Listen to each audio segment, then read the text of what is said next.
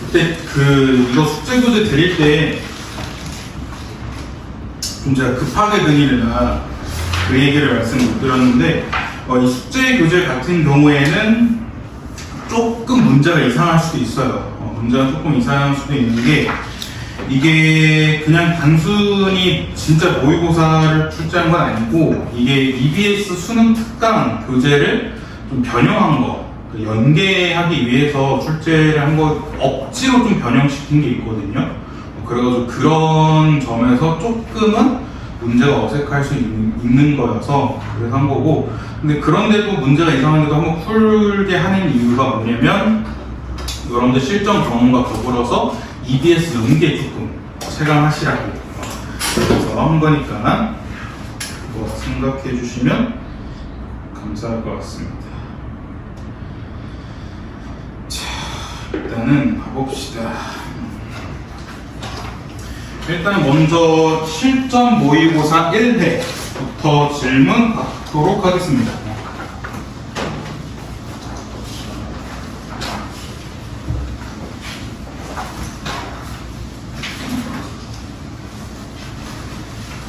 실전 모의고사 1회. 네, 이건 아마 프린트로 푸셨던 분들이 계실 수도 있고, 네, 이거 여기에 옮겨서 푼 분도 계실 텐데, 일단은 어떻게든 보시고 질문 먼저 해주세요.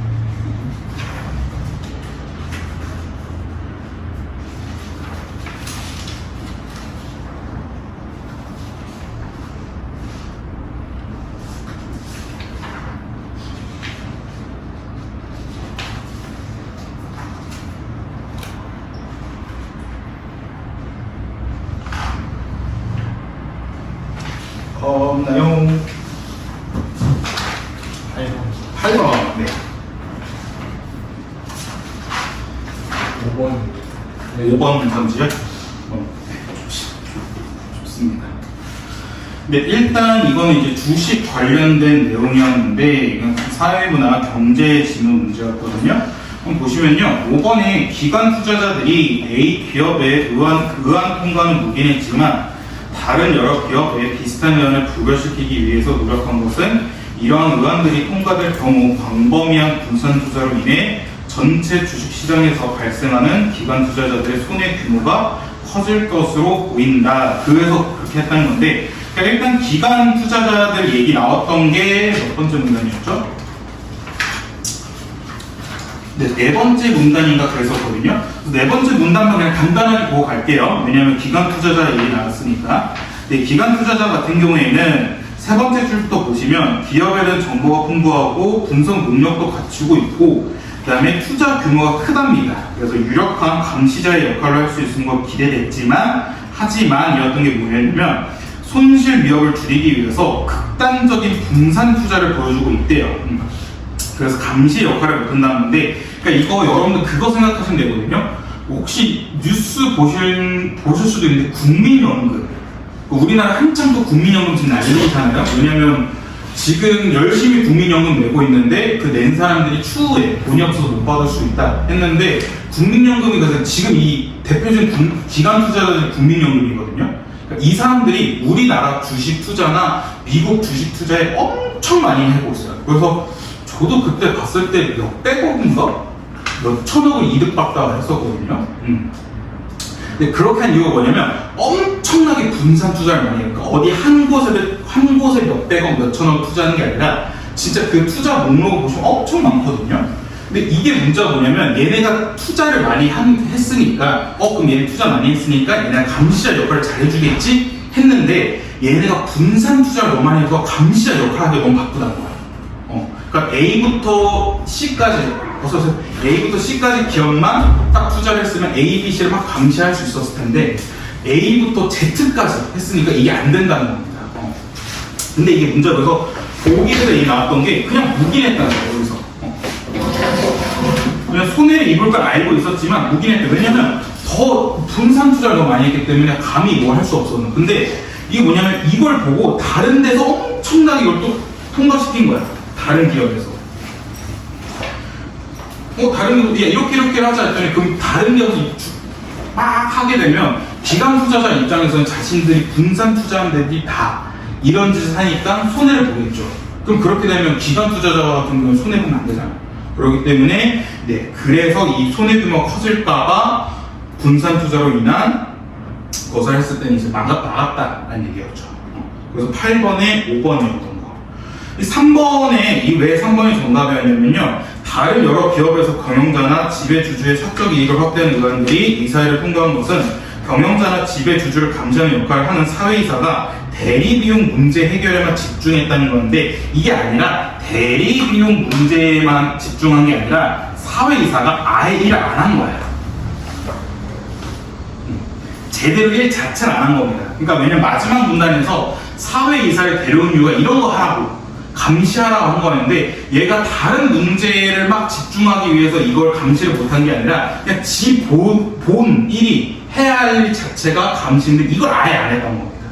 그래서 8번에 3번이었던 거. 근데 무비님 이거 숙제교재 숙제교재 1회 펴주시면 돼요. 그다음 또 질문.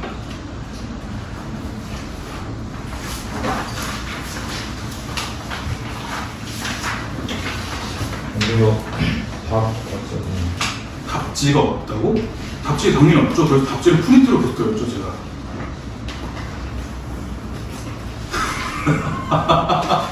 야, 답지 매주 이렇게 프린트로 줬었잖아. 그래서 받은 기억이 없다니. 그럼 니네랑 똑같이 써. 너랑 수업 똑같이 듣고 다 했는데. 무비는 나중에 질문해볼까? 아니면 지금 풀다가 어려웠던 거 바로 질문해볼까? 그 다음에 여러분들 진짜 기초 지식인 게 10번부터 13번 내용입니다. 이거 인문예술 지문의 예술 지문 얘기였는데, 그러니까 이게 사진과 미술에 관련된 내용인데, 이거 진짜 수능 국어를 풀려면 이건 기본으로 알고 있어야 돼. 이건 진짜 그냥 기초 중에 기초야. 사진과 미술의 서로 관계. 그래서 그로 인해서 인상주의라는 게 생겨났다. 이건 정말 이제 기초로 알고 있어야 돼. 그래야 너네가 나중에 그러니까 예술 지문이 나올 게 그렇게 많진 않아요. 예술 지문 나오게 되면 거의 반 이상이 다 이 내용이야. 사진과 미술 얘기. 그러다 보니까 여러분 이 내용은 기초적으로 좀 알고 있어야 됩니다. 그러니까 조금 더 다시 얘기하면 옛날에는 정말 사실적으로 그리는 게 중요했었는데, 이제 사진기가 발명된 뒤로부터는 그럴 필요가 없었다는 거야. 왜냐면 아무리 내가 똑같이 그려봤자 사진은 착각 이렇게 되니까. 그래가지고 이제 어떻게 했냐면 그 순간에 집중해가지고 쫙 그림을 그렸는데, 그게 인상주의인데 왜 인상주의냐면 그 그림을 본 사람들이 이게 무슨 그림이야 하면서 인상을 찌푸렸다 해서 인상주의래요.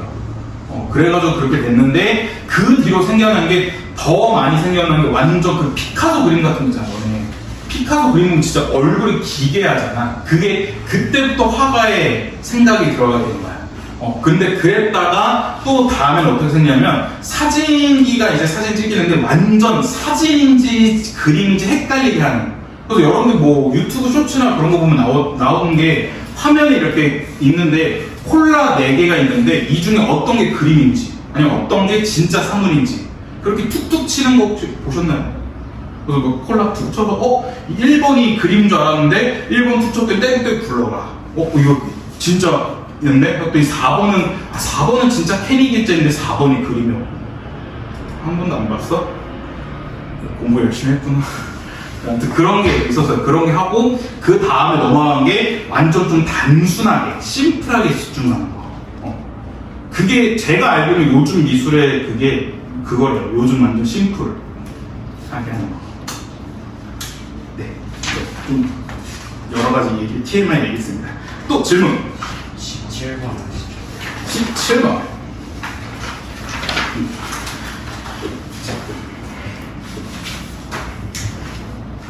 자, 여러분들 일단 다시 한번 말씀드린 게, 여러분들 현실적인 목표가 일단 3등급이잖아요. 3등급에서 이제 2등급을 생각 중이신 건데, 독서 지문에서 이유 찾는 문제 나오면 무조건 2점짜리입니다.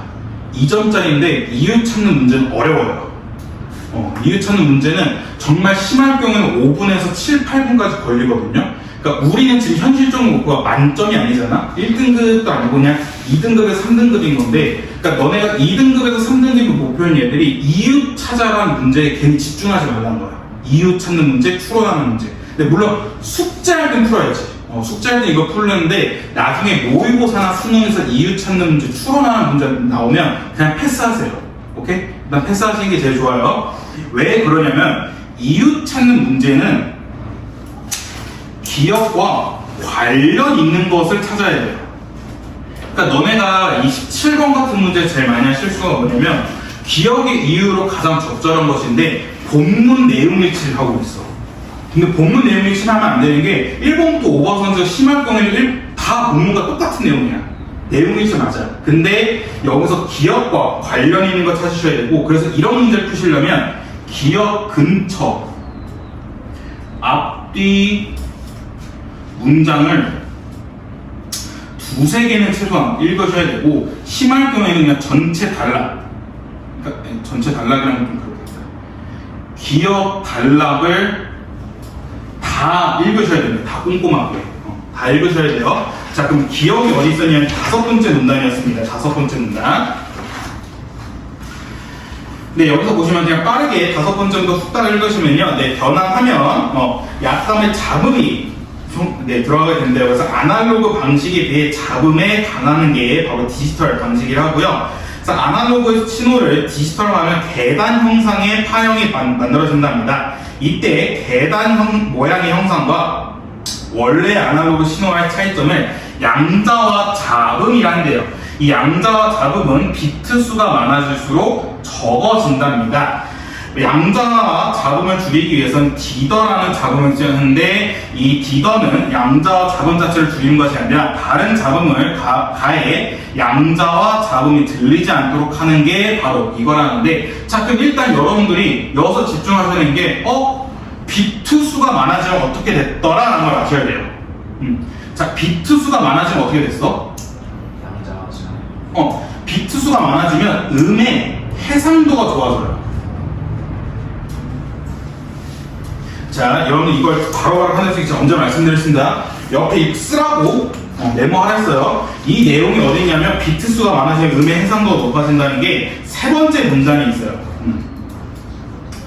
세 번째 문단에 여기 비트 수가 적어지면 샘플링의 신호가 달라도 1이나 0으로 변환하게 되므로 음의 해상도가 낮아진다라고 돼 있어요. 그럼 반대로 비트 수가 많아지면 음의 해상도가 높아진다는 거고, 반대로 비트 수가 많아질수록 이게 중요했던 거죠. 비트 수가 많아질수록 양자화된 파형이 원래 오디오 시험 파형과 가까워진대. 그러니까 이게 무슨 말이냐면 옆에 이 그림을 좀 더 보시면 돼. 자, 너네가 이거 보고 A와 B 중에 이게 계단 형식이 생겼잖아. 이 계단 형식이 곡선과 최대한 비슷하게 A, B 중에 어떤 거야? B죠. B인데 이 B가 왜 그러냐면 비트가 많아. 비트가 많기 때문에 엄청 자세하게 이렇게 되는 거야. 근데 여기서도 더 많아지면 정말 더 촘촘히 돼가지고 이 곡선과 최대한 비슷하겠죠. 근데 이 곡선이 뭐였어? 오디오 신호였잖아. 오케이? 그러니까 비트 수가 많아지면 이거랑 최대한 형태가 비슷해진다는 거야. 그 얘기가 세 번째 문단과 5번째 문단이 있었고, 그 다음에 하나 더 비트 수가 많아질수록 데이터 양이 증가되는 게 있습니다. 오케이? 그래서 그걸 체크하시고 17번으로 돌아오시면 17번이 바로 이번이었던 게 비트 수의 양이 많아질수록 어떻게 된다고? 오디오 시험 파형과 가까워진다. 이거 그대로 세 번째 문단이 있었잖아. 그렇기 때문에 기억과 관련된 내용을 찾으시면 돼요. 이렇게 기억에서 비트 수가 많아지면 양자와 잡음이 적어진다는데, 그 이유가 뭐냐? 비트 수가 많아지면 신호의 파형과 최대한 똑같다. 그렇기 때문에 17번이 답이 5번이었던 겁니다. 혹시 몇 번 하셨어요? 4번 보시면 비트 수가 많아질수록 아날로그 오디오 신호의 샘플링 주기가 짧아진다는데, 주기는 내용 안 나왔잖아. 비트 수랑 주기 관련된 내용은 세 번째 문단과 그런 데서 별로 관련돼서 나오지 않았어. 이건 기억과는 관련이 없었던 내용이에요. 그래서 17번의 답은 5번이었던 거. 이렇게 찾으셔야 돼요. 근데 이거 되게 찝찝해, 풀어도. 그게 그거. 자, 또 질문.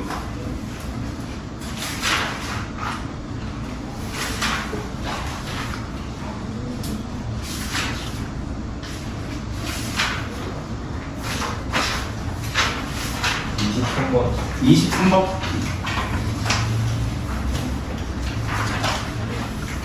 네, 19페이지에 23번. 자, 기억부터 미음의 이해로 적절하지 않는 걸 체크해야 하는데 답이 4번 미을이었는데 미을 보시면 미래를 예측할 수 없는 부조리한 삶의 양상을 그려낸다 하고 있었습니다. 미을 파트 보시면 백정이 큰 도끼의 뼈마디가 흩어진다 라고 있었는데 이것도 앞뒤로 한 문장 더 읽으셔야 되겠죠. 그냥 D급부터 읽을게요. 어느 것이 한가하고 어느 것이 괴로운고 한때 빛나기야 희생만한 것이 있을까나 헌 덧선 물리치고 비단거적 가로덮고 밧줄 굴레에 벗기고 붉은 실로 묶어내어 예간이 고삐 들고 종로로 몰아가서 백정의 큰 도끼의 뼈마디가 흩어지니 저에게 물어보면 어느 소 데려알고 우리는 잘 두어서 내 분수만 지키니라 하는데 이거 위의 내용은 이해했어 혹시? 이거 소 어떤 소 낼래 하는 거였거든? 그 소 중에 뭐 낼래 하는 건데 그러니까 여기서 얘기한 게 희생되면 좋냐 안 좋냐는 거야. 희생되면 좋은가 안 좋을까? 희생되면 뭐야? 이렇게 큰 도끼 하게 된다는 거야. 죽게 된다는 거야. 근데 그게 보시면 부조리한 삶의 양의 방식 아니에요. 그러니까 부조리면 얘가 차별당해야 되는데 그게 아니라 지가 하고 싶어서 한 거야. 왜냐면 희생을 당한다면 막 사람들이 우쭈쭈 해주니까 여기서 보시면 붉은 실을 묶어내고 그냥 밧줄 걸려도 벗겨주고 또 심지어 얘가 높은 사람이 고삐까지 들고 종묘까지 들어가게 해준대. 그러니까 이걸 우쭈쭈 해주고 나서 하게 죽게 되는 거니까 이건 부조리랑은 관련이 없죠. 부조리는 좀 탕가놀이한테 백성들이 고통받는 거여야 되는데 그런 것과는 관련이 없었으니까. 그래서 23번에 4번. 또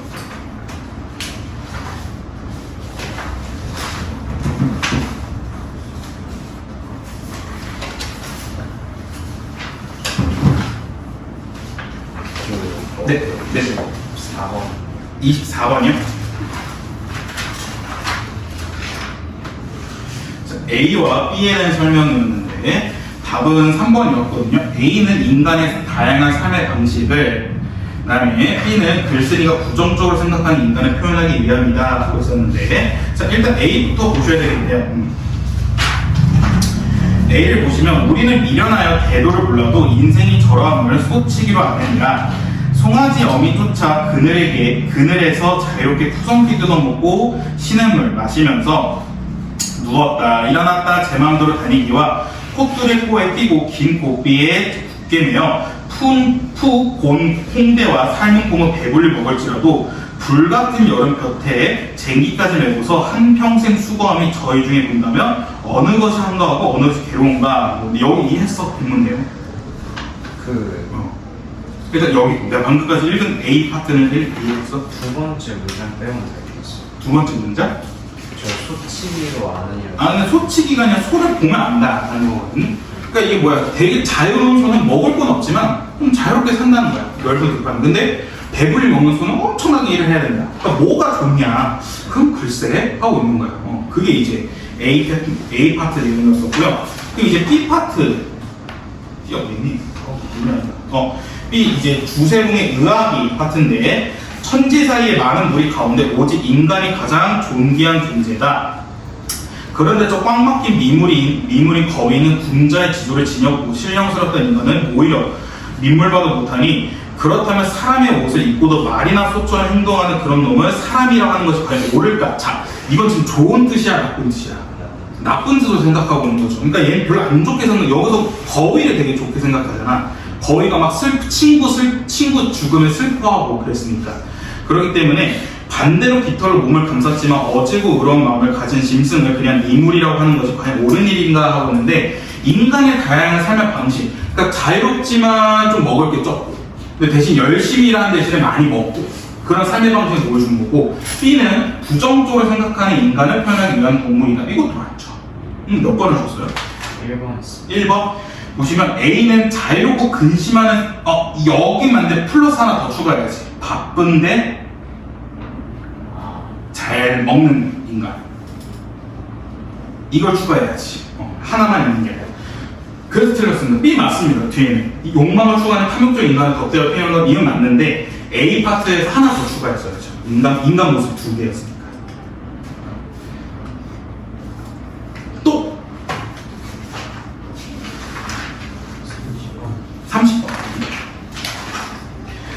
30번 최일남의 힘을 먹는 다슬기라는 작품이었는데, 자, 얘도 보시면요, 보기를 먼저 읽고 갈게요. 적절하지 않는 거. 최일남의 힘을 먹는 다슬기는 1980년 광주 민주항도 직후 신군부의 예비 검속을 피하려는 덕구와 그의 피신을 돕는 상보가 시골 마을에서 경험하게 된 사건을 담은 작품이다. 이 작품에서는 소시민의 관점으로 억압적이고 폭력적인 정치 현실 속에서 고통받는 민중의 모습을 사실적으로 그려내며 사회 현실의 모순과 비리를 폭로한다. 하지만 작가는 극적인 긴장과 갈등보다 역설과 풍자를 통해 긴장미를 희석함으로써 부조리한 사회 현실을 간접적으로 비판하는 건데, 일단은 여기서 가장 중요했던 단어가 소시민이거든요. 혹시 소시민이 어떤 거였는지 아세요? 혹시? 소시민? 나머지는 내가 한번 얘기했지 않나? 그렇죠. 지금 하는 하남자. 하남자는 이게 무슨 말이냐면, 그러니까 자기가 손해보는 건 싫어. 근데 막 그 사회 부조리함 같은 거 있잖아. 그거에 대한 적극적으로 정하지 않고 그냥 내 것만 손에 안 보면 돼. 내 것만 손에 딱 안 보면 되는 좀 되게 치사한 인간? 그런 걸 이제 소시민이 하거든요. 그래서 여기서도 보시면 계속해서 경찰들이 와서 쪼아. 그 이거 슈퍼인가? 슈퍼였나? 술집이었나? 거기 그 아내한테 엄청 쪼아. 아내한테 엄청. 아내가 저 새끼리 이상하다 싶어서 신고를 해. 근데 얘네 둘이 어떻게 하냐면 경찰인 척을 해. 경찰인 척 해가지고 이제 잘 불러나는 건데, 그래서 30번의 답이 5번이었던 게, 경찰이 덕구와 상보를 기간이 있는 사람을 여겨 조사하지 않은 것은 이건 그냥 속은 거야. 이건 속은 건데, 덕구와 상보가 이제 재치있게 표현한 건데, 소시민의 고통을 외면한 채 권력을 가진 자들끼리 다투는 형식을 풍자한 건데, 그러면 이게 경찰과 덕구 상보가 서로 싸워야 되거든. 근데 싸우지 않고 그냥 경찰이 덕구랑 상보가 기간이 있다 해가지고 네 충성하고 그냥 가. 그러니까 싸우진 않아. 싸우진 않기 때문에 그래서 틀린 겁니다. 그러니까 만약 이게 정답이 되려면 소시민의 고통 외면하려 했으면 얘네 둘 다 슈퍼 아줌마, 슈퍼 사장님이랑은 전혀 얘네들이 힘들게 사는 거 알 바 아니야. 하고 지들끼리 막 기싸움하는 게 나와야 되는데 그렇지 않았어. 그렇지 않고 그냥 경찰이 이 새끼들 수상하다 해서 왔는데 이 새끼들 수상하네 했는데 얘네가 야 우리 기간 있는 애들이야. 그래서 오케이 하고 그냥 가. 또 질문. 배고프다.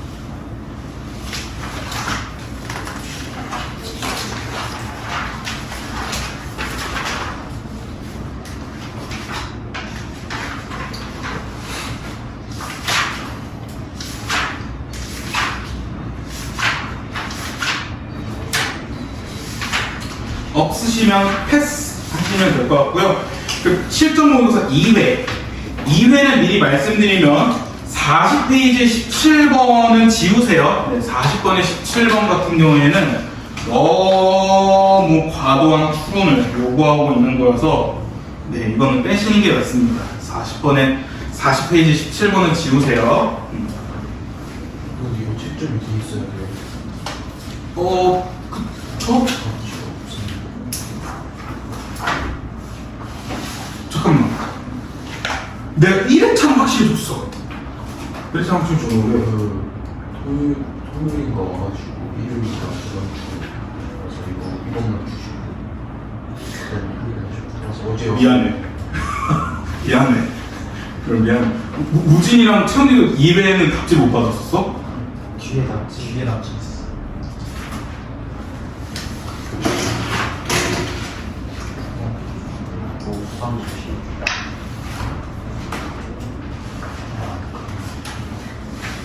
야, 그러니까 얘 있잖아 여기. 요.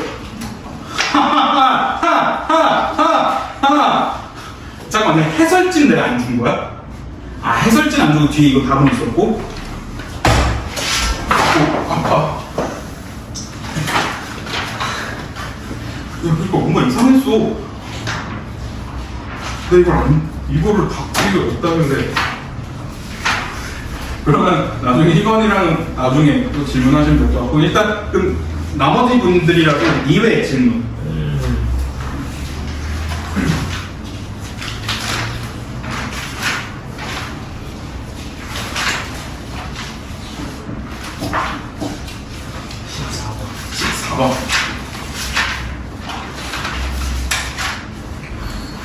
자, 39페이지 4번 멜서스가 기억처럼 주장한 이유를 찾아라 한 거였거든요. 일단 얘는 두 번째 문단을 보셨어야 되는데 멜서스 두 번째 문단 쭉 볼게요. 멜서스는 인구의 증가를 악의 근원이자 인류의 재앙이라 했습니다. 그래서 인구를 통제해야 된다. 네, 어서오세요. 통제해야 된다 했었고요. 그 방법으로 노동자의 임금을 올려줘서는 안 된다 했어요. 왜 올려줘서는 안 되냐면 임금을 올려주면 더 많이 아이를 낳아서 인구가 증가되고 인구가 증가하게 되면 노동 가능 인구가 많아진다는 거야. 그럼 그렇게 되면 그러니까 여기서 빠진다는 게 뭐냐면 노동 가능 인구가 많아지면 임금은 다시 낮아진다는 거고. 왜냐면 기업 입장에서는 일할 사람이 많잖아.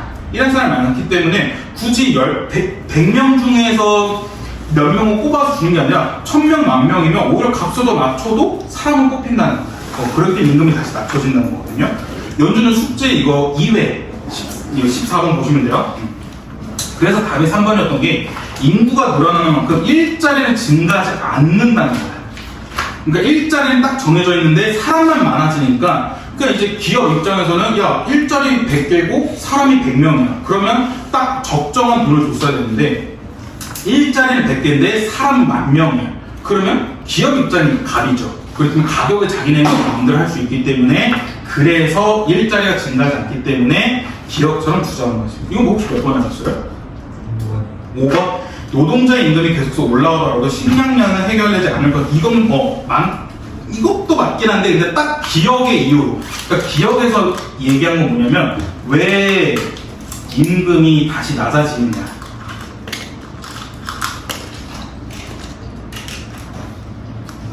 이거였기 때문에 임금이 왜 다시 낮아지는 이유는 일자리가 증가하지 않아서. 그래서 14번에 딱 3번. 또 질문.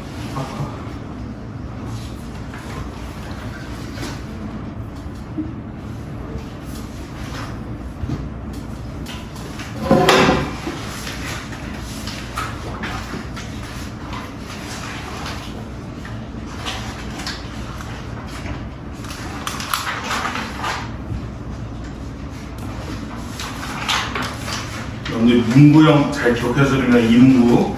제가 올해 초부터 계속 강조했죠. 이문구 지금 연속으로 나오고 있어. 수능 특강도 나오고 있고 수능 완성도 나오고 있고 계속 나오고 있어. 오늘 본 거였나? 지난주에 본 거는 거기서도 이문구 나왔잖아. 이문구 잘 기억하셔야 됩니다. 이문구.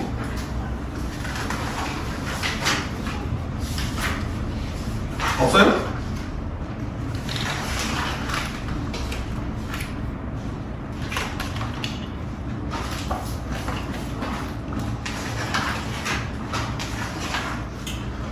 일단은 2회는 제가 다시 한번 해설지를 뽑아 드릴게요. 이거 내가 해설지를 안 줬다 하니까 2회는 내가 다시 해설지를 드려서 할 거고 숙제는 미리 이거 3회입니다. 3회 풀어오시면 되고요. 까먹기 전에 그냥 지금 답지를 줄게. 3회 답지.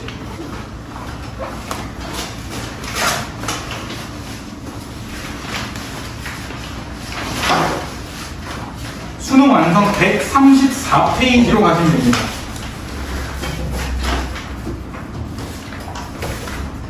꽤 넓죠?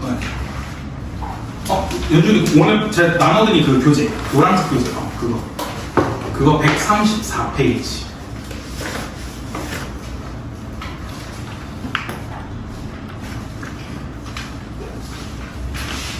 네. 다시 수업 방식에 대해서 말씀드리면요. 이거 실전 모의고사 하나씩 끝내고 갈 거거든요. 하나씩 끝내고 갈 텐데, 일단은 1번부터 34번까지를 한 번에 쭉 풀진 않고요. 잘라서 풀 겁니다. 그러니까 한 지문씩 시간을 들여서 풀 거기 때문에 그거 생각해주면 좋을 것 같고, 그래서 일단 5시 반 정규 수업 전까지는 34번까지 문제를 풀고요. 그 다음에 우리 5시 반 이후부터 선택 과목 수업 때는 뒤에 있는 선택 과목 푸시면 됩니다. 35번부터 45번까지 풀고 저한테 확인 받고 빠빠이 하시면 됩니다. 간단하죠? 자, 그럼 일단 1번부터 3번 독서 이론 지문 문제 1번부터 3번 지문 먼저 보시면요.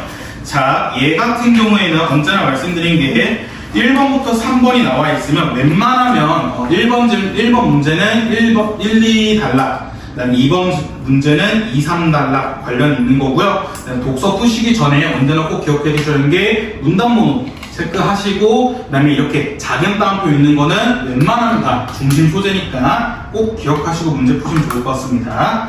자, 일단 우리 오늘 처음 실전 모의고사 푸는 거다 보니까 세 문제 있지만 독서 이론 지문이지만 7분 드릴게요. 7분 드릴 테니까 7분 동안 푸시고 저랑 같이 해석하는 식으로 하도록 하겠습니다. 자, 준비되셨죠? 시작!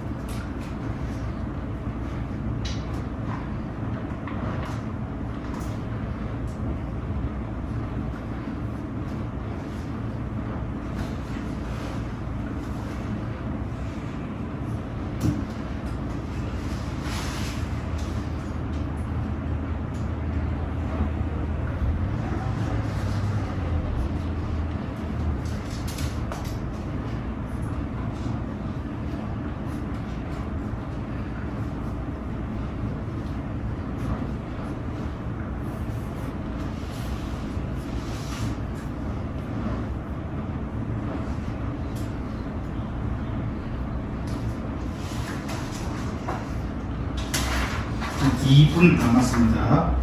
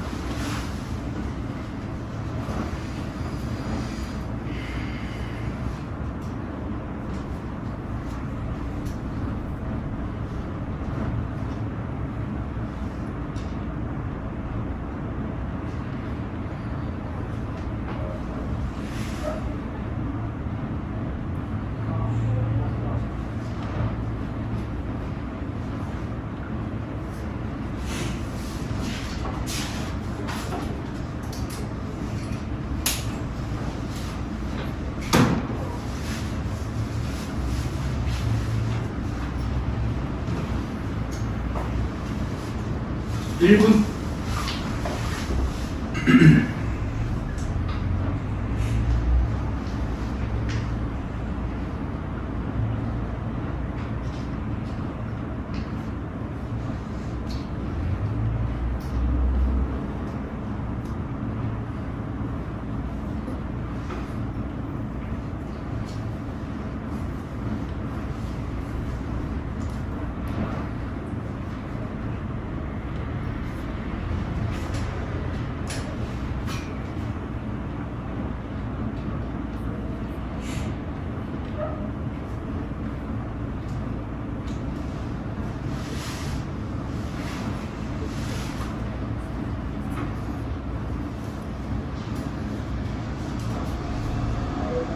끝. 네. 같이 한번 보겠습니다. 자, 일단 답부터 쭉 불러드릴게요. 자, 1번에 3, 2번에 2, 그 다음에 3번에 5였습니다. 빠르게 같이 보도록 할게요. 일단, 네. 인간번호 쭉쭉 체크하시고요. 자, 1번 문제부터 보시면 윗글의 내용과 일치하지 않는 단순 내용 일치 문제였기 때문에 실시간으로 문제 푸셔야 되고요. 그 다음에 2번 양정평가에 대해 비판한 내용으로 가장 적절한 것이거든요. 여러분들 은근 이런 문제 어려워하시는데 비판하는 내용이다 하면 이 양적 평가에 대한 문제점을 찾으시면 돼요. 문제점을 관련된 문제점과 관련된 선지를 찾으시면 되는 게 바로 2번 같이 비판하는 내용이었고요. 그 다음에 3번 문제에 한 학생이 고등학교 입학 첫날에 쓴 일기이다. 기억과 DNA로 가장 적절한 것을 하고 있기 때문에 본문의 내용을 전체적으로 쭉 보셔야 되겠죠. 자, 그럼 빠르게 본문 보도록 할게요. 첫 번째 문단 보시면 교과서에 포함된 글은 기능에 따라 메타 텍스트, 서술 텍스트, 자료 텍스트로 나뉜다. 메타 텍스트는 교과서 전체나 단원이 어떻게 구성되어 있는지 안내하는 부분이라 학습 내용 자체를 서술하고 있지는 않다. 서술 텍스트는 학습해야 한 내용을 직접 서술한 글이다. 가령 예를 들어 요약하면 읽기 단원이라면 요약하기의 전략과 유의점에 대해 구체적으로 서술이 되어 있다. 그 다음에 자료 텍스트는 제재라고도 하며 서술 텍스트에서 배운 내용을 적용해 볼 수도 있고 학습을 위한 활동의 대상이 되는 글이다. 이러한 제재는 그러니까 자료 텍스트는 독자의 학년에 고려하여 선정이 된다 라고 나와 있습니다. 자, 그럼 두 번째 문단까지 가시면 제재를 학년에 맞게 선정하기 위해서는 읽기 쉬운 정도, 즉 수준을 측정해야 하는데 측정 방법으로는 양적 평가와 질적 평가를 함께 사용하는 것이 권장된다. 양적 평가에서는 글의 표면적인 특성인 문장의 길이, 쉬운 단어의 비율만을 특정한 공식에 대입하여 나온 점수로 수준을 평가한다. 하지만 이 두 가지 요소만으로는 글의 수준을 완벽하게 평가하기 어렵다 해서 이제 여기서 또 문제점이 나오겠죠.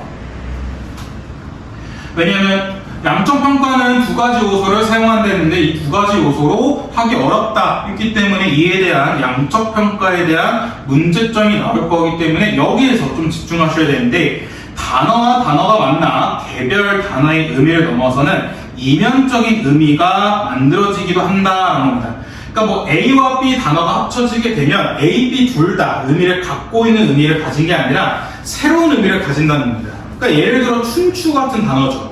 춘추 같은 단어는 봄과 가을이라는 뜻을 가지는데 근데 얘네들의 단어를 합치니까 새로운 뜻, 나이라는 뜻이 생기게 되었잖아요. 그래서 이런 식으로 새로운 의미가 생기기 때문에 양적 평가는 문제점이 있다라는 거였는데 그래서 2번에 관련된 문제의 선지 보시면 답은 2번. 쉬운 단어의 비율을 높아도 쉬운 단어의 조합에 의해 의미 파악이 어려운 글, 그러니까 이면적인 의미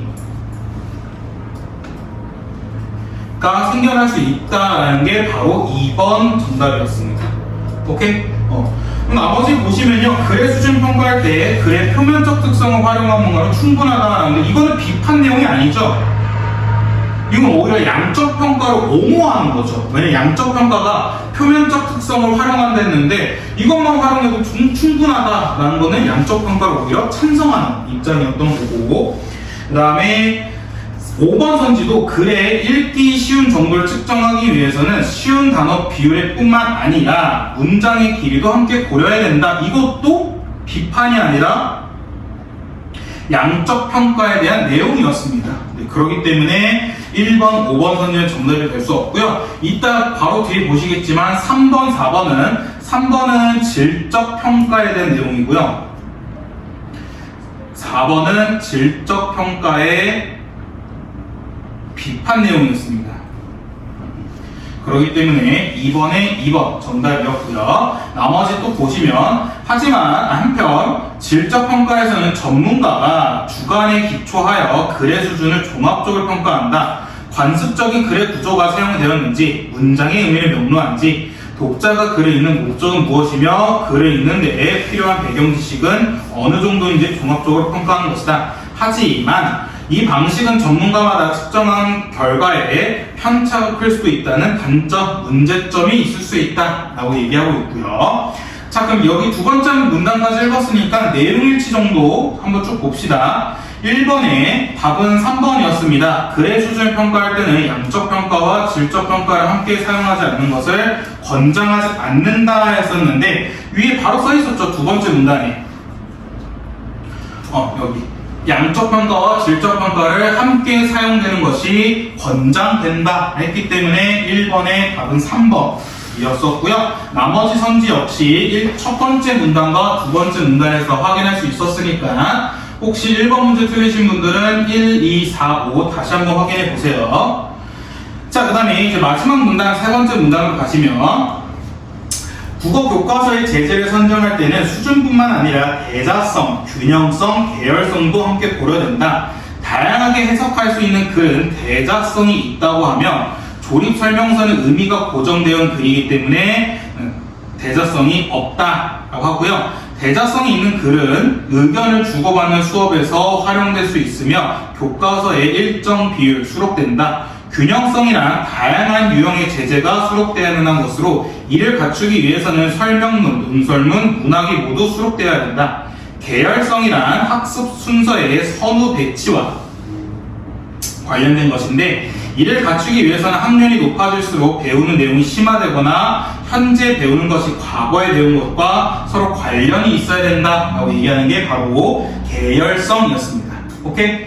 자, 그럼 이거와 관련된 3번 문제 보시면 자, 기억은 고등학교 국어 교과서를 받았다. 차례를 보니 이 교과서에는 설명문, 논설문, 문학이 모두 제재로 수록되어 있다 해서 균형성 있는 거 체크할 수 있었고요. 마지막 장에는 저자의 양력도 소개되어 있었다. 시 진달래꽃은 중학교 국어 교과서 배웠는데 오늘 받은 교과서에서도 있었다. 그때는 화자의 정서와 태도를 설명한 교과서 글을 읽은 후 진달래꽃의 화자의 정서와 태도를 정리해보고 중의적인 마지막 구절로 토론을 했던 기억이 있다 했는데 이게 바로 대자성 있는 거였고요. 고등학교에는 가사 송민곡을 읽은 후 정서와 태도가 진달래꽃과 비교해서 이별의 정환이라는 주제로 계승되는 양상을 배우는 것 같았다 해서 계열성이 있는 걸 체크할 수 있습니다. 자, 답은 5번이었는데 기억은 진달래꽃을 활용하여 학습 내용을 심화하고 있고 니은에서 배운 것과도 연관되므로 계열성을 갖췄다 볼 수 있다. 그쵸? 네. 나머지 선지 보시면요. 기억에서 설명문, 논설문, 문학이 수록된 순서가 달라지면 균형성이 사라진다 했는데 순서는 관련이 없었죠. 그냥 이 제재가 얼만큼 다양하냐라는 게 바로 균형성이었기 때문에 관련 없고요. 그 다음에 화자의 정서와 태도를 설명한 것은 자료 텍스트라 했는데 자료가 아니라 서술 텍스트죠. 왜냐하면 자료 텍스트 같은 경우에는 서술 텍스트를 활용하는 거 그걸 나왔기 때문에 틀렸고요. 딕은 송민곡은 메타 텍스트가 아니라 얘는 자료 텍스트고, 그 다음에 진달래꽃 역시 자료 텍스트. 니은에서 진달래꽃은 기억의 마지막 장에 소개된 저자의 양력과 달리 대자성이 없는 글이다 했는데 이거 대자성 관련이 없었죠. 그렇기 때문에 3번의 답 5번이었습니다. 4번부터 7번은 패스할 겁니다. 네, 이거는 여러분들이 혼자 풀기보다는 같이 풀 거라서, 왜냐면 되게 어렵습니다. 4번부터 7번. 음악이어서 예술 지문이었는데 몹시 빡셌습니다. 그래서 이거는 잠시 넘어가도록 하고요. 먼저 8번부터 13번 네, 복합 지문부터 풀도록 할게요. 8번부터 13번 해가지고 하나, 둘, 셋, 넷, 다섯, 여섯 문제인데 네, 이거는 네, 복합 가와나 복합 지문이다 보니까 넉넉하게 15분 드릴게요. 15분 드릴 테니까 15분 동안 풀고 해설하고 가도록 하겠습니다. 자, 시작!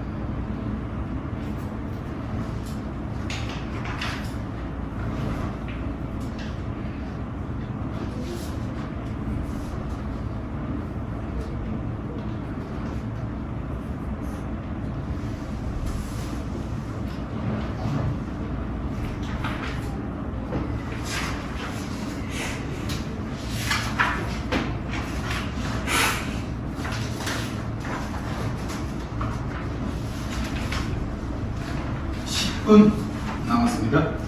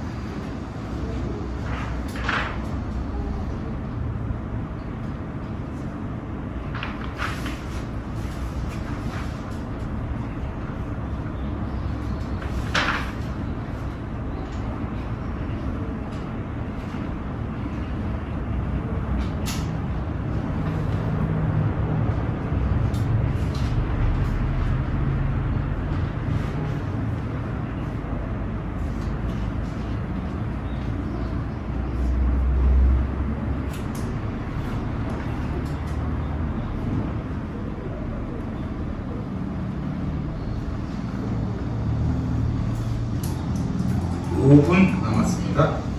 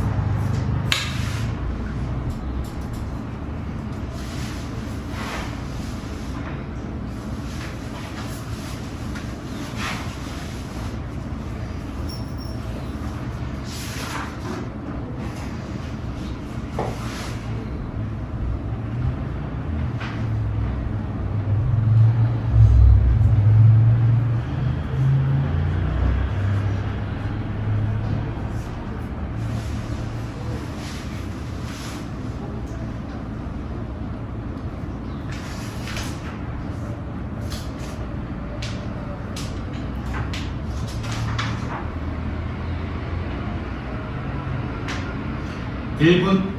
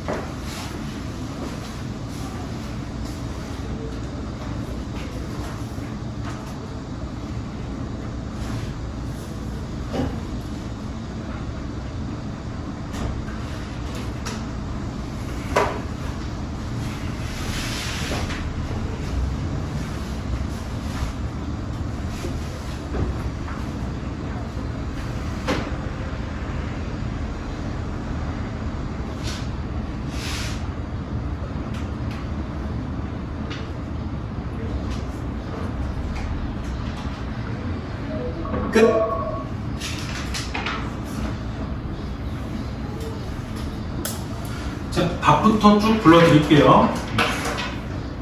준비되셨죠?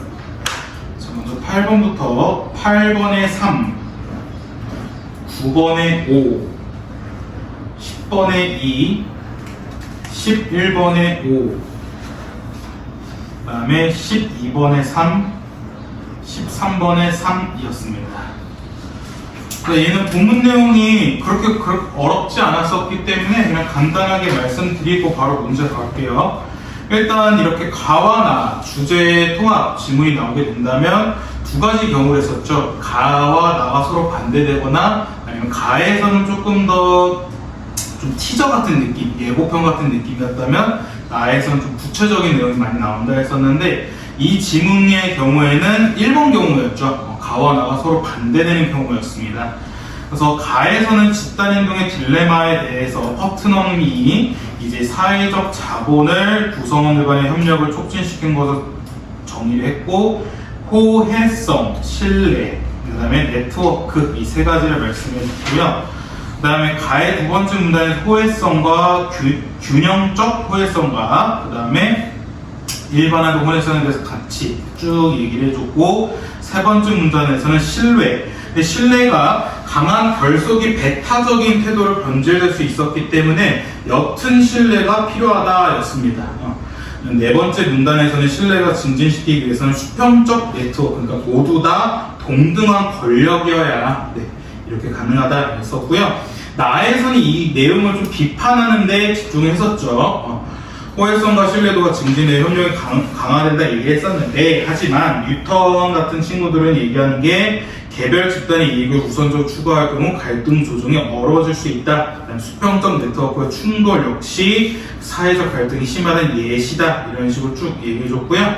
세 번째 문단에서 이탈리아 자치제도에 대해서 얘기를 해줬습니다. 예시를 하면서 같이 또 얘기를 하고 비판의 근데 또 이 나에서 얘기했던 주장 역시 비판의 여지가 있었다라고 얘기하는 게 가와나 지문이었습니다. 그래서 가와나 지문 자체는 그렇게 크게 어렵지 않았었기 때문에 바로 문제로 넘어가도록 할게요. 자, 8번 문제 보시면요. 다음은 가와나를 읽고 학생 갑이 작성한 활동지와 이에 대한 학생 의뢰 평가이다. 평가가 옳은 것만을 있는 대로 고르시오 하는데 답은 3번 A와 B였는데요. A 보시면 내용의 이해를 돕기 예시를 사용하고 있었는데 가와나 둘 다 예시 사용하고 있었습니다. 가도 예를 들어 하고 얘기하고 있고, 그 다음에 나에서도 두 번째 문단에 사례이다 해가지고 예시 잘 들어주고 있었고요. 그 다음에 B, 가는 나와 달리 개념의 변화 과정을 보여줬다 했는데 개념의 변화 과정은 둘 다 없었죠. 둘 다 없었기 때문에 그래서 의뢰평가로 부적절하다라고 체크할 수 있었고요. 그 다음에 3번, 나는 가와 달리 퍼트넘의 견해를 약화시키기 위해서 다른 학자의 견해를 언급했다는 건데 이 다른 학자의 견해가 뉴턴이었죠. 그렇기 때문에 이건 부적절한 게 아니라 적절한 거였습니다. 그렇기 때문에 8번의 답 3번 체크할 수 있었고요. 그 다음에 9번은 내용일치 문제를 조금 꼬아서 문제 나온 건데요. 그러니까 답을 찾을 수 있는 문제, 그러니까 1번부터 5번을 내용의 이 1번부터 5번 선지가 이 본문의 내용이 있었냐 없었느냐라는 거였는데 답은 5번이었습니다. 이탈리아에 잔재했던 군주적 귀족제가 사라지게 된 이유에 대해서 퍼트넘은 어떤 견해를 밝혔는가? 근데 이건 퍼트넘이 얘기를 밝히지 않았어요. 그렇기 때문에 답은 5번이었고요. 나머지 선지 같은 경우에는 집단행동의 딜레마의 의미와 그것이 발생하는 이유는 가의 첫 번째 문단이 있었고요. 두 번째, 사람들 사이에 신뢰가 이루어지기 위해 조건은 가의 세 번째 문단. 그 다음에 수직적 네트워크가 더 강한 점은 어디라 얘기한 거는 가의 네 번째 문단. 그 다음에 물적 자본과 사회적 자본의 사용 빈도에 따른 가치의 변화가 과연 어떤 차이가 있느냐, 이거는 나의 첫 번째 문단에서 찾아볼 수 있었습니다. 그렇기 때문에 9번에 5번이었었고요. 그 다음 10번, 호혜성과 관련된 이해로 적절한 것이었는데 답은 2번, 일반화된 호혜성은 균형적 호혜성과 달리 미래의 상호에 대해 기대를 둔다는 거. 그렇죠. 균형적 호혜성 같은 경우는 바로 즉각적인 걸 원했었는데 일반화된 건 그게 아니었습니다. 1번부터 보시면요, 호혜성은 이익을 받은 사회 구성원들 선별해 나가는 게 아니었죠. 호혜성 같은 경우에는 모두가 이익이 되는 방향으로 나아가려는 경향성을 호혜성 이라 했었고요. 그 다음에 3번 균형적 호혜성은 일반화된 호혜성에 비해 사회적 자본 형성에 많은 도움을 준다 했는데 많은 도움을 주는 것은 일반화된 호혜성이었습니다. 그 다음에 4번 균형적 호혜성은 쌍방 간의 특정 보상이 곧바로 이루어지므로 쉽게 합의가 이루어지기 어렵다 라고 얘기했었고, 모두 상대방에게 받은 즉시 이익으로 돌아올 믿음은 균형적만 그랬지 일반화된 것은 아니었습니다. 그렇기 때문에 10번의 답 2번 체크할 수 있었고요. 자, 11번 가의 퍼트넘의 관점의 바탕으로 니은에 대해 반박할 수 있는 말로 가장 적절한 걸 체크합니다. 니은은 독립한 지 얼마 되지 않은 신생 국가를 구성하는 시민들은 그 사회 또는 국가 발전을 위한 협력의 가능성이 낮다라는 이거에 대해서 이제 퍼트넘이 반박을 또 하셔야 되는데 답은 5번 구성원을 동등한 권력으로 연결한 공동체, 이게 수평적 공동체였죠. 이게 신생국가가 독립하기 이전부터 그곳에 존재했다면 공적인 일을 협력으로 해결할 가능성이 충분히 있다라고 얘기하는 게 바로 퍼트넘의 입장이었습니다. 그렇기 때문에 답은 5번이었었고요. 1번부터 보시면요, 신생국가의 독립은 물적 자본을 충분히 갖추었다고 하는데 물적 자본은 완전 관련이 없는 내용이었죠. 이거는 뭐 퍼트넘의 관점과는 완전 관련이 없었기 때문에 틀렸다 볼 수 있고요. 사회적 자본은 단기간에 국가 주도로 형성될 수 있으므로 협력의 가능성이 낮다고 본 것은 국가 주도로 형성되는 거 퍼트넘 입장 아니었고요.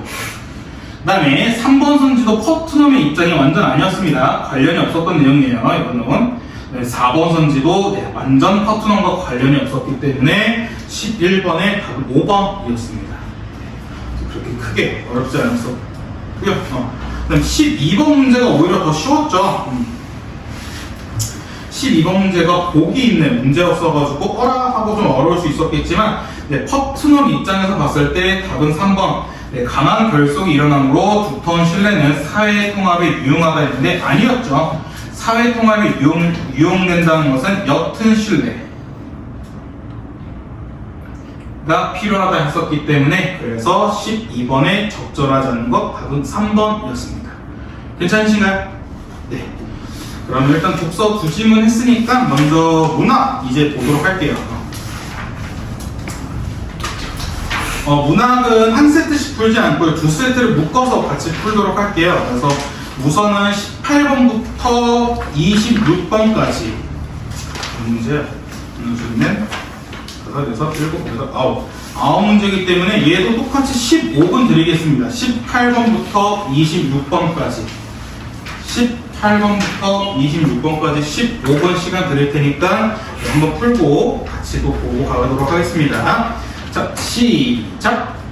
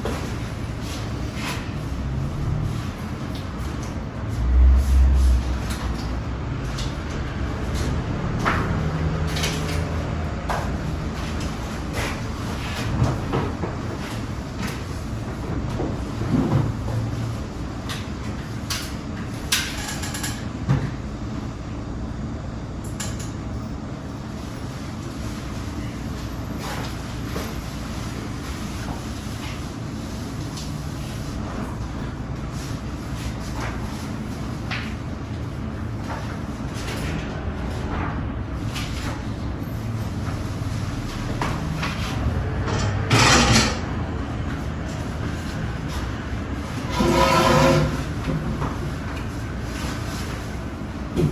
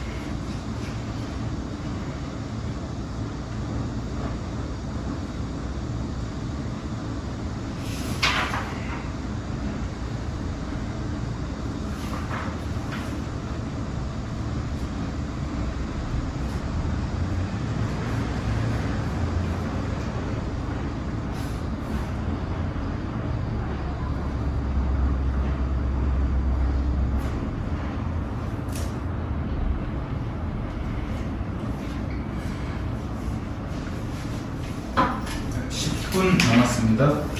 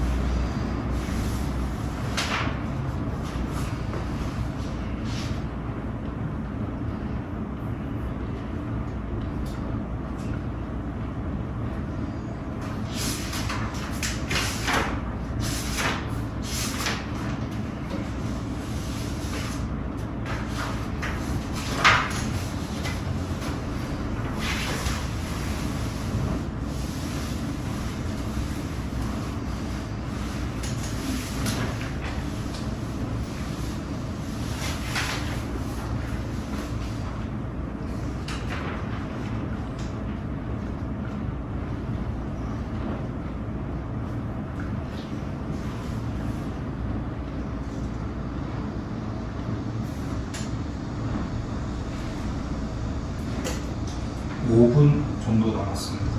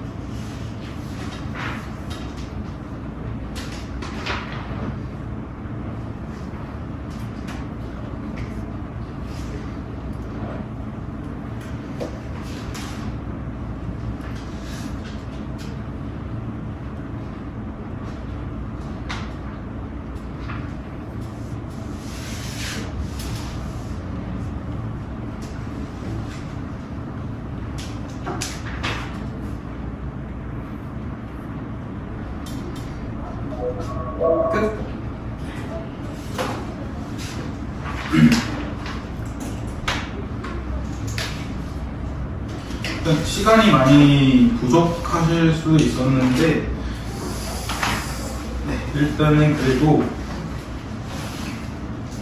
여러분들이 45문제를 다 푼다는 가정하에 시간을 잡아놓은 거거든요. 18번부터 26번까지 해서 총 문학 2세트였었는데요. 이 2세트 같은 경우에는 좀 그래도 10분에서 15분 안에 커트 하시는 게 제일 좋습니다. 그러니까 1등급은 딱 이 시간 10분에서 15분 커트 하는 게 딱 좋고요. 그 다음에 한 등급씩 좀 내려간다면 시간을 조금씩 더 추가하셔서 2, 3등급이 목표이신 것 같은 2, 3등급이 목표이신 분들은 이 2세트 같은 경우에는 한 30분, 25분에서 정말 많이 투자하면 30분까지 하셔야 되는 거고요. 그 다음에 그래도 좀 불안할 겁니다. 왜냐하면 2세트에 30분이면 그럼 나머지 2세트 30분이면 너무 오래 걸리거든요. 근데 이 2세트를 30분을 드린 이유는 고전 소설 파트가 있어서 고전 소설 파트가 여러분들 아무래도 조금 평소에 어려워하시니까 그래서 그랬던 건데, 그래도 웬만하면 20분 안에 커트 하시는 게 제일 좋습니다. 그래서 혹시나 여러분들 지금 15분 동안 2세트 다 못 푸셔서 망했네 이렇게 생각하실 필요는 없고요. 그냥 차근차근 시간 줄이는 게 제일 좋습니다. 그러니까 뭐 시간 줄이는 건 금방 줄여요. 거의 한 달 내내 계속해서 일주일에 모의고사 2개에서 3개 정도 푸시면서 시간 관리 연습하시면 한 달 동안 충분히 시간 관리가 되시기 때문에 너무 시간 관련해서 스트레스 안 받으셨으면 좋겠습니다. 그다음 양해 말씀드리자면 이거 설명드리고 10분 쉬는 시간 갖고 저희가 다시 해설을 하더라도 조금 시간 오버될 것 같거든요. 그러니까 저희가 5시 반부터 선택 과목 해서 선택 과목 확인 받고 바로 가셔야 되는데 조금 시간 오버해서 한 5시 40분? 아니면 5시 45분부터 선택 과목을 해야 될 것 같아서 조금만 이해 부탁드리고요. 선택 과목은 2개 확인 받으시면 됩니다. 이거 지금 푸는 실전 모의고사 1회 선택 과목 11문제 확인 풀고 오답 확인 받으시면 되고요. 두 번째는 오늘 아침 모의고사. 오늘 아침 모의고사 오답 확인 받으면 됩니다. 그렇게 2개 확인 받으시면 퇴근 하시면 돼요. 뭐 그렇게 오래 안 걸릴 겁니다. 아마. 선택 과목 같은 경우에. 자, 그럼 먼저 답부터 쭉 불러드릴게요. 좀 토론이 되었는데 18번부터 18번에 4번, 19번에 1번, 20번에 4번, 그 다음에 21번에 5번, 22번에 2번, 23번에 2번, 24번에 4번, 25번에 3번, 26번에 3번, 그 다음에 26번까지죠? 그러면 고전소설 한번 쭉 보도록 할게요. 일단 고전소설 뭐 여러분들 각자 어떨지 모르겠지만 고전소설 치고는 그래도 읽을만 했습니다. 중간에 한번 이름 바뀌는 거 빼고는요 그렇게 내용 자체는 어렵지 않았었거든요. 유씨 3대록이라는 작품인데 이거는 21번에 복이 있는 거 보시면 아시다시피 유씨 3대록 같은 경우에는 유씨 가문의 3대에 걸친 이야기를 다룬 대하소설이다. 대하소설은 남녀의 결연과 그 이후의 생활에 대해서 그린 작품이라 무방할 정도로 결연감이 상당한 비중을 차지하고 있다. 특히 이 작품은 늑혼화소인데 늑혼화소는 아마 수능 특강에서 보셨을 겁니다. 늑혼이 뭐냐면 강제로 결혼시키는 겁니다. 그러니까 뭐 여자든 남자든 저는 상대방과 결혼할 생각이 없었는데요 했는데 황제나 아니면 왕이 이제 명령을 해가지고 아니 너 결혼해 라고 이렇게 늑혼을 하는 게 바로 강제로 결혼하는 게 늑혼인데, 늑혼이란 원래 한쪽의 혼인 주체가 권력이나 재물 등을 활용하여 상대 혼인 주체에게 강요한 혼사를 말한다. 유씨 3대록에서는 자신의 애정을 관철하기 위해 늑혼을 이용한 여성 인물의 모습을 제시하여 주체적인 모습을 보여주고자 했다. 당시 가부장제의 차제하에 제도적 관습에 구속되어 있던 여성의 지위에 관한 한계를 인식하면서도 이를 극복하며 자신의 욕망을 충족해 나가기 위한 여성의 적극적인 태도를 형성함으로써 여성의 사회적 지위에 대한 새로운 인식을 드러내고 있는 게 바로 유씨 3대록이었습니다. 그래서 이건 보기에서 워낙 꼼꼼하게 말을 해줘가지고 그렇게 크게 어렵진 않았을 텐데 빠르게 본문 보고 갈게요. 자, 첫 번째 보시면 언제나 말씀드린 게 고전소설 3 나오면 동그라미 치면서 잘 따라가셔야 됩니다. 자, 태우가 병사에 받아 먼저 대궐에 가서 천자의 은혜에 정중하게 살았답니다. 자, 천자는 이제 아셔야죠. 하늘의 아들이기 때문에 황제를 얘기하는 거죠, 얘는. 그래서 상 역시 황제를 얘기합니다. 황제가 크게 반기여서 공적을 표창하시어 예부상서 영릉후에 임명시켰다 합니다. 그래서 여러분들 여기서부터는 예부상서, 태우, 영릉후 이 세 가지가 다 같은 사람이라는 걸 체크하고 가셔야 돼요. 그러니까 이제 아마 고전소설이다 보니까 태우라고 나오기보다는 영릉후라는 단어가 종종 나올 수 있는데 혹은 예부상서까지 나올 수 있거든요. 그럼 그때는 영릉후가 누구였지? 예부상서가 누구였지? 이렇게 가시기보다는 먼저 머릿속으로 계속해서 잡고 가셔야 되고요. 혹시나 이게 너무 어려우신 분들은 제가 언제나 말씀드린 게 메모하세요. 태우는 위에 쓰시면 됩니다. 예부상서 영릉후다. 이렇게 메모하시면서 가셔도 됩니다. 네. 태우가 천자의 성에 감사를 드리고 부모를 배웠다 하고요. 그 다음 기한을 어긴 지 석 달이 지났기 때문에 모두가 다 근심이 있었고 그 다음에 또 설생을 데리고 왔음을 보아자 모두가 놀라고 괴이하게 여겼다라고 합니다. 그래서 그 뒤에는 이제 설생에 대해서 얘기가 나오고 있고요. 설생 되게 이쁘다 라고 얘기하고 있고 그 다음에 이부상서 유색이라는 사람이 나옵니다. 이부상서는 당연히 직급을 얘기할 테고 유색이는 사람 이름을 나타낼 텐데 이 사람은 유색이는 한번 설생을 보자마자 결탄코 남자가 아닌 것을 알았지만 입을 열지 않고 아우들에게 당부를 했답니다. 그냥 여자인 걸 알았지만 그냥 편히 쉬게 해줘라 라고 얘기하고 있고요. 그 다음에 이부상서 형제가 명을 받도록 구태여 설생을 찾지 않는 한 유독 영릉후가 된 세창입니다. 자, 여기서 이제 새로운 이름이 나오는 거거든요. 영릉후는 위에서 태우라 했는데 갑자기 영릉후가 된 세창이랍니다. 그렇기 때문에 얘 다 같은 사람이구나 체크하시면 된다는 겁니다. 그래서 이날 영릉후가 매화애정에 나가 부인인 남소절을 대했더니 알고 보니까 이 태우, 세창, 영릉후는 아내가 있었네요. 남소절라는 아내가 있었다고 합니다.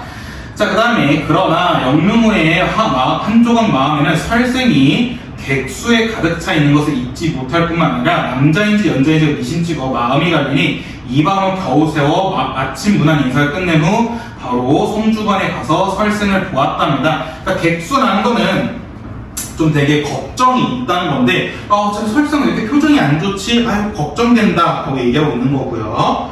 자, 그럼 이 중요한 부분 줄거리 보시면 설생은 세창에게 혼인을 구하는 것이 순탄치 않고 마땅하지 못할 거라 생각하였다.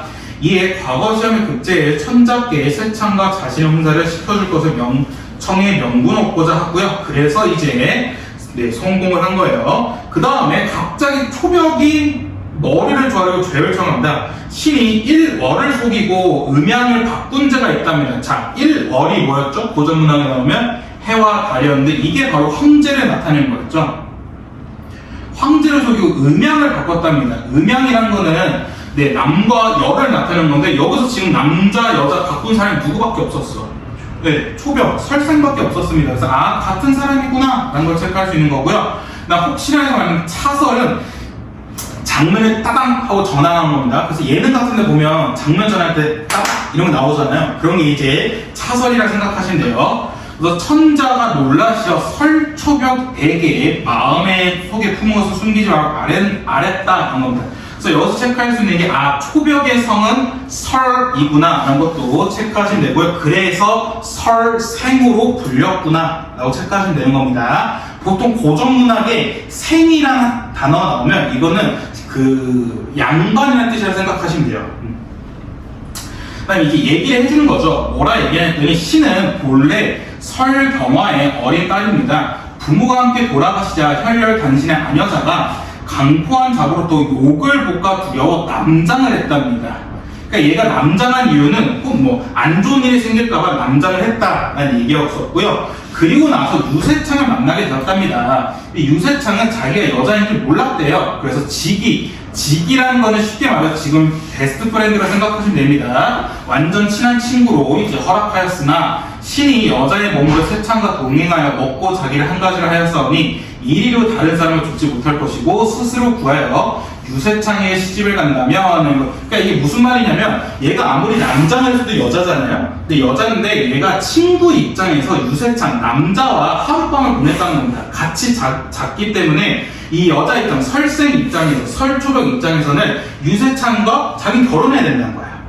어쩔 수 없다. 내가 비록 남장을 하고 이 유세창과 계속해서 지냈지만 이제는 얘랑 하룻밤을 보냈기 때문에 나는 무조건 얘랑 같이 지내야 돼. 얘랑 결혼해야 돼. 라고 얘기해가지고 그래서 뭐라 하냐면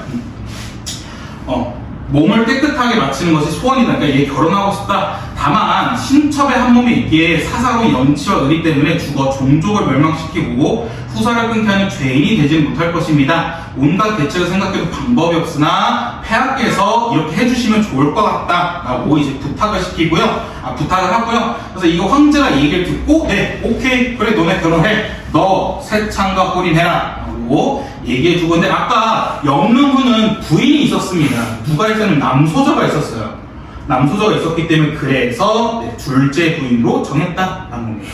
오케이?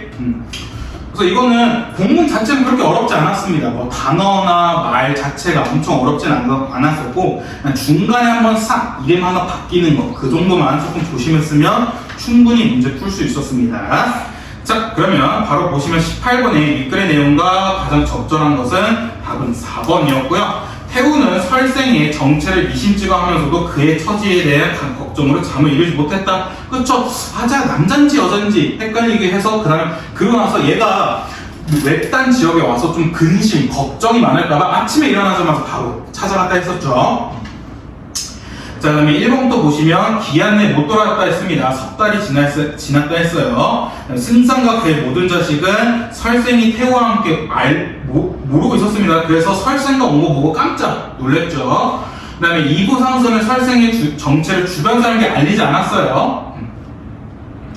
천자는 초벽을 보자마자 그의 재능과 정체를 단박에 알아차렸다. 네, 이런 내용 없었습니다. 그렇기 때문에 18번의 답은 4번이었고요. 19번에도 정답 1번이었습니다.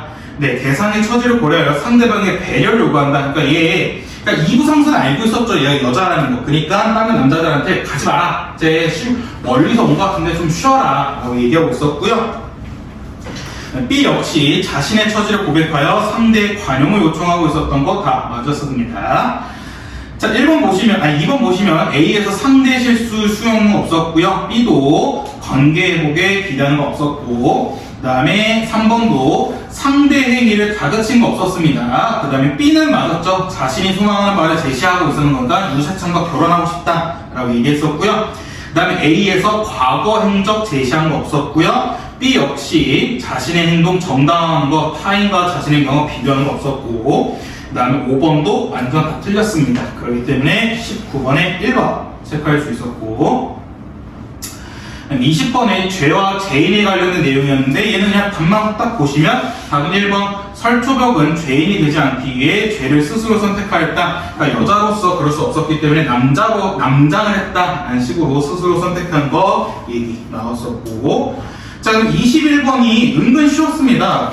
보기는 문제여서 3점짜리 문제여서 어라 할 수 있었겠지만 답은 1번이었는데 설초벽이 허세창과 허물없는 직위를 맺기 위해 남장을 하는 모습에서 여성의 구체적인 모습을 나타냈다는 건데, 자, 아까 설초벽 이 친구 왜 남장했다 했습니까? 네, 위험에서 벗어나기 위해서였죠. 그러니까 여자로서 혼자 다니면 위험하니까 남장을 했다 했었지, 이 설초벽이 애초에 유세창과 직위, 베스트 프렌드를 맺기 위해서 남장을 하는 게 아니었습니다. 그래서 직위를 맺기 위해가 틀렸다. 남장을 한 이유는 위험으로부터 살기 위해 한 거였지, 네, 남자가 한 이유가 직위를 맺기 위한 건 아니었다는 점.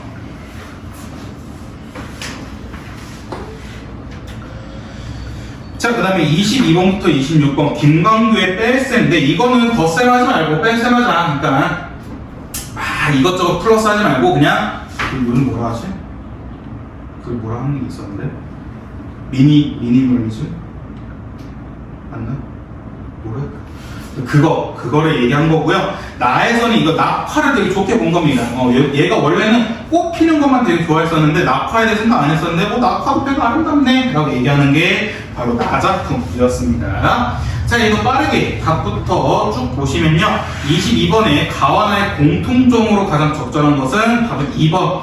나의 경험을 바탕으로 지난날의 삶의 태도를 돌아보고 있다. 체크할 수 있고요. 네, 1번에 상황을 가정한 거 둘 다 없었고요. 그 다음 3번 타인의 삶의 모습 제시하여 아쉬워하는 것도 둘 다 없었고, 세태에 대한 관찰을 통해 미래에 대한 낙관적 전망을 기대했던 건데, 세태에 대한 관찰은 가에선 있었습니다.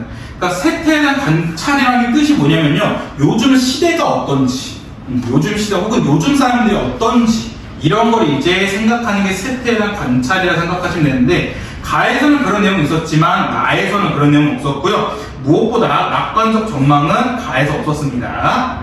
그 다음에 5번 선지도 둘 다 없었어요. 다양한 사례를 비교 삼아 모순된 현실 비판하는 거 가와 둘 다 없었습니다. 자, 그럼 23번 가와 나의 편성 특징으로 가장 적절한 것 답은 2번이었습니다. 나는 시간의 흐름에 따라 대상으로 인한 정서의 변화를 보여주고 있다 하건데, 근데 처음에 이 친구가 낙화에 대해서 생각해 본 적 없었는데, 그래서 위에는 낙꽃이 진 거 보고 쓸쓸해해요. 쓸쓸해하다가 나 낙화에 대해 생각해 본 적이 없는데 부끄럽다, 이 부끄러움을 누를 수가 없다 해가지고 쓸쓸하면서 부끄러움으로 정서 변화를 보여주고 있었기 때문에 23번에 2번 체크할 수 있었고요. 1번에 현재형 어미를 사용하여 친근감 같은 경우는 되게 좋아해야 돼요, 시적 대상에 대해서. 근데 여기서 얘가 좋아하는 시적 대상은 나오지 않았죠. 그렇기 때문에 친근감 볼 수 없었고요. 3번 가와 달리 나는 서리적 표현을 통해 대상대 단절됐다는 것은 다시 볼 수 없는, 딱 끊긴, 이별한 느낌이어야 되는데 여기서는 오히려 대상, 낙화를 맞이하고 있죠. 그렇기 때문에 단절만 안 되고요. 4번 나와 달리 가는 자연과 인간의 대비를 통해 대상이 지닌 속성을 보여주고 있다는데 자연과 인간의 대비도 볼 수 없었습니다. 그러니까 대비는 차이점이 있어야 되는데 예를 들어서 자연은 다 포듬어준다, 자연은 되게 이타적이다, 인간이 이기적이다 이런 식으로 나와야 되는데 이런 내용이 없었습니다. 그렇기 때문에 자연과 인간의 대비도 체크할 수 없었고요. 그 다음에 5번 감각적 이미지는 여러 가지 볼 수 있었죠. 왜냐면 코로 향기 맡고 눈으로 보는 거 다 있었기 때문에 감각적 이미지는 있었지만 대상을 예찬하는 건 없었습니다. 둘 다. 자, 그 다음에 24번 보기를 참고하여 가를 감상하는 내용으로 적절하지 않는 것이었는데 답은 4번이었습니다. 찾았다가 잃어버리고 만났다가 헤어진 것을 부질없다고 여기는 화자의 모습은 이란 겁니다. 자, 일단 여러분들 여기까지 생각하셔야 되는데, 찾았다가 잃어버리고 만났다가 헤어지는 것을 부질없다고 여기는 화자의 모습은 뺄셈을 하자라고 얘기하는 거 있는 거예요. 그러니까 화자의 이상에 대해서 얘기하고 있는 거거든요. 왜냐면 위에서 보시다시피 얘는 뺄셈을 좋아해 지금. 비우며 살아가자라고 얘기하고 있는 게 바로 찾았다가 잃어버리고 만났다가 헤어지는 것을 부질없다고 여기는 화자의 모습이 바로 뺄셈을 좋아하고 비우자 이런 내용을 하고 있는 거거든요. 근데 그런 비우자, 뺄셈을 하자라는 화자의 모습이 진솔한 삶의 가치를 버리고 거짓된 가치에 매몰된 현대인의 삶을 보여주고 있다는 건데 이거 완전 서로 반대되는 거죠. 왜냐면 부질없다고 여기는 화자의 모습은 뺄셈 좋아, 뺄셈해 라고 얘기하는 건데, 진솔한 가치를 버리고 거짓된 가치에 매몰된 현대의 삶은 덧셈하자잖아. 계속 추가하자 이런 내용이기 때문에 이건 서로 완전 반대되는 거죠. 그렇기 때문에 24번의 답은 4번이었습니다. 오케이? 그래서 이거는 조금 해석보다는 그냥 말장난이었었기 때문에 그럴듯한데 부질없다 여기고 그러니까 거짓된 가치인가 했는데 이건 오히려 조금 페이크성 문제가 있었다는 거 체크하시면 좋을 것 같고요.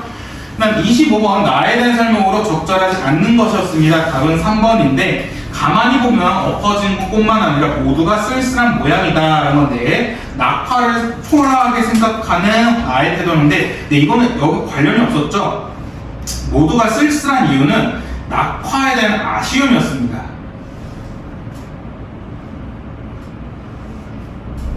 그러니까 왜냐면 얘가 이 전까지는 꽃이 지는 게 되게 아쉬웠단 말이야. 아, 꽃이 되게 아쉽다. 나는 이 꽃이 피는 걸 되게 좋아했었는데 이거 되게 아쉽네. 그래서 쓸쓸하다 한 거지. 낙화를 초라하게 생각한 나의 태도랑은 관련이 없습니다. 그러니까 이 초라하게 생각하려면 낙화를 조금 안 좋게 보거나 뭐야 이거 이랬어야 되는데 얘는 그렇지 않고 그냥 낙화를 아쉬워하기만 하는 거야. 아, 왜 꽃이 지지? 아쉽다. 이런 거기 때문에 낙화를 초라하게 생각하는 것과는 관련이 없다는 점 체크하시면 좋을 것 같고요. 마지막 26번 기억부터 미음에 대한 설명을 가장 적절한 것 답은 3번이었습니다. 디귿에는 기대하는 사항이 도래한 시점에 대한 아쉬움이 내포되어 있다라는데 디귿을 보시면요. 그때는 나무마다 벌레 먹은 잎사귀 하나 가지를 쓸쓸한 겨울이었다라는 거거든요. 그러니까 이 사람이 바랬던 건 뭐냐면 일단 첫 번째 언제나 나무 있는 뜰 안에 거닐며 살아보나 하는 소원이 있었어. 근데 그 소원이 이루어졌는데 이루어진 그때 디귿이 겨울인 거야. 그래서 얘가 그 다음에 뭐냐면 어서 봄이 되었으면 좋겠다라고 아쉽던 그 봄이라고 하고 있었거든요. 그렇기 때문에 기대하던 상황이 도래했던 시점에 대한 아쉬움 내포 맞는 거죠. 오케이? 시간이 너무